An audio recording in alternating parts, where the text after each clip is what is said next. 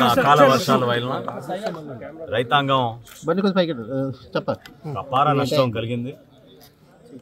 అయితే ప్రభుత్వం ఖచ్చితంగా రైతుకి ఆప్తమిత్రులుగా ధైర్యం నింపే విధంగా మా కూటమి ప్రభుత్వం గౌరవ ముఖ్యమంత్రి గారు చంద్రబాబు నాయుడు గారు అదేవిధంగా పవన్ కళ్యాణ్ గారు ఇచ్చిన సూచనలతోటి ఈరోజు జగ్గంపేట నియోజకవర్గంలో గౌరవ శాసనసభ్యులు నెహ్రూ గారి పిలుపు మేరకు ఈ ప్రాంతంలో గ్రామాల్లో పర్యటిస్తూ ఉన్నాం.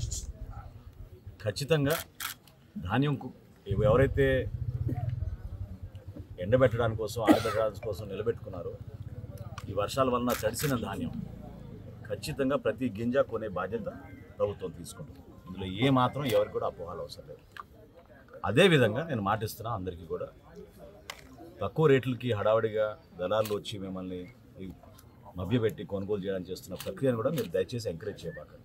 ప్రభుత్వం మీ దగ్గర కొనుగోలు చేస్తుంది. ఉదాహరణకి గత సంవత్సరం పోల్చుకుంటే ఇదే రబీలో గత సంవత్సరం ప్రభుత్వం కొనుగోలు చేసింది కేవలం 25,000 మెట్రిక్ టన్నులు మన జిల్లాలో, కాకినాడ జిల్లాలో.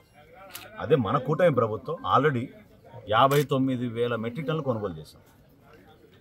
95,000 మెట్రిక్ టన్నులు కొనుగోలు చేయడానికి మేము టార్గెట్ ఇచ్చాం.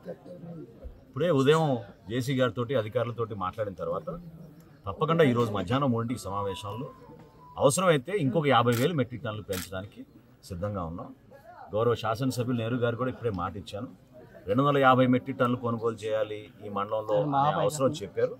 250 కాదు, అవసరమైతే 350 మెట్రిక్ టన్నులు కూడా కొనుగోలు చేస్తామని నేను హామీ ఇచ్చాను. తప్పకుండా రైతాంగానికి మాత్రం మేము నిలబడతాం. ఎవ్వరూ ఎటువంటి ఇబ్బందులు కలగకుండా మీరు ఒక నమ్మకంతో కొంచెం ఈ 2 రోజులు ఎండలు బాగానే ఉంటాయి కాబట్టి ఎక్కడ కూడా మీకు తేమ శాతంలో పొరపాటు జరగకుండా, గోతాల విషయంలో మీకు పొరపాటు జరగకుండా మీకు రావాల్సిన కనీస మద్దతు ధర వచ్చే విధంగా ప్రభుత్వం నిలబడుతుంది.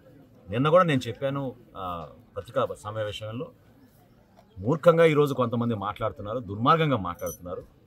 గత సంవత్సరంతో పోల్చుకుంటే వైఎస్ఆర్సీపీ ప్రభుత్వం కన్నా మేము 11 లక్షల మెట్రిక్ టన్నులు అదనం కొన్నాం. 11 లక్షల మెట్రిక్ టన్నులు రాష్ట్ర చరిత్రలో మొట్టమొదటిసారి 11,300 కోట్ల రూపాయలు రైతుల ఖాతాల్లోకి జమ చేసేసాం.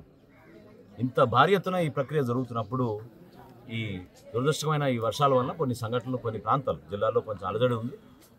ఖచ్చితంగా మేము అందరం కూడా సమాయుతమై అధికార యంత్రాంగం, రాజకీయ నాయకులు అందరం కూడా రైతన్నకి మేము అండగా నిలబడతాం.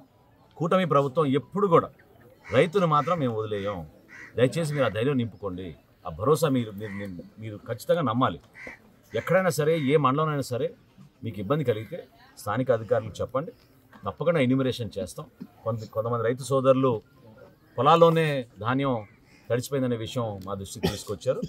వ్యవసాయ శాఖ ద్వారా దాన్ని ఎన్యూమరేషన్ చేపించి వీలైతే సాయంత్రం 4 మేము ఏర్పాటు చేసుకున్న ఈ 3 జిల్లాల సమీక్షలో ఆ వివరాలు వస్తే తప్పకుండా గౌరవ ముఖ్యమంత్రి గారి దృష్టికి తీసుకెళ్ళి ఏ విధంగా వెసులుబాటు కల్పిద్దాం, తడిచిన ధాన్యాన్ని మేము ఏ విధంగా కొనుగోలు చేస్తాం, ఖచ్చితంగా దానిపైన ఒక వివరణ ఈరోజు సాయంత్రం కల్లా ప్రభుత్వం తరఫున కాకినాడలో ఈరోజు సాయంత్రం నిర్ణయం తీసుకుంటాం.